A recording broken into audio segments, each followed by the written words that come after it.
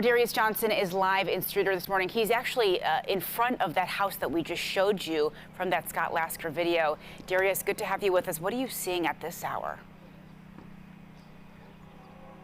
Hey there, Marissa. Good morning to you. I mean, this damage is indescribable almost. We've been surveying a lot of it. We've been talking to people in this area, and just based off of what we've seen so far this morning, it appears that this tornado just swept right through this area in a straight line, not on an angle or anything. Take a look behind me. This is that home where you all just saw that video of that man that was trapped underneath the rubble. This is the home right here. This is what is left of it. Essentially, this home has essentially been ripped inside out. I mean, just take a look at everything that you can see right here.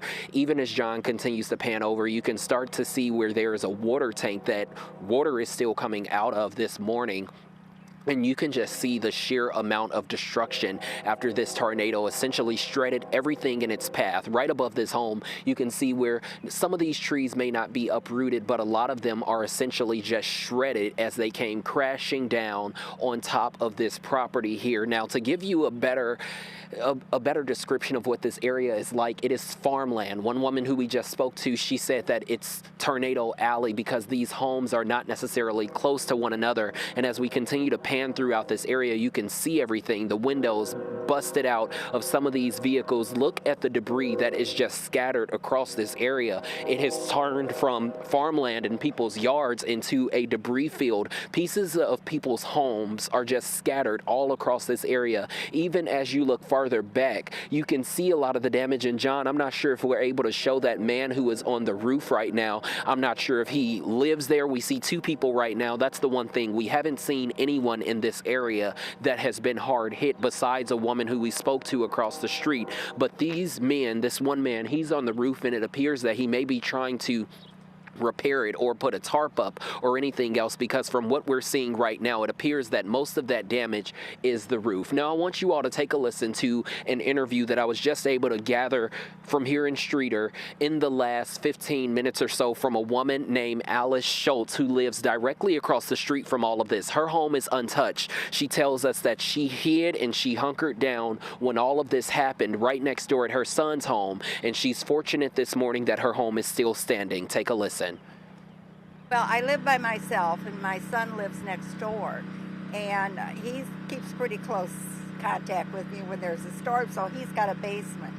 So he called me, he said, you know what, I think it's going to get bad tonight. And I said, I've been watching it, and there were like 2 storms coming.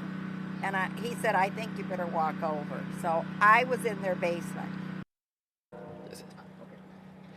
Back out here live this morning, you're taking another look at this area. One thing, Marissa, that I'm trying to assess right now is to try to figure out how many homes there are in this area. It seems like there are at least a dozen, if not more. This, I wouldn't describe it as a full neighborhood because you don't have homes directly next to one another. They're a little bit more spread out, but I mean, just looking, some of these homes are essentially leveled. There are others where the roofs are completely gone, and you're just looking around, seeing all the utter devastation this morning. I mean, just look at this behind me where some of these trees are just blocking this area. So this is going to be a long road to recovery. One last thing that I want to show you, when you see a lot of the debris that's in the field, John, if you can pan up right there, if you're able to show that. I know it may be a little hard with the sun, but when we were talking to Dave in the last hour, he was talking to us about where some of these sheets of metal were coming from. Those sheets of metal are coming off of sheds and barns and different things in this area.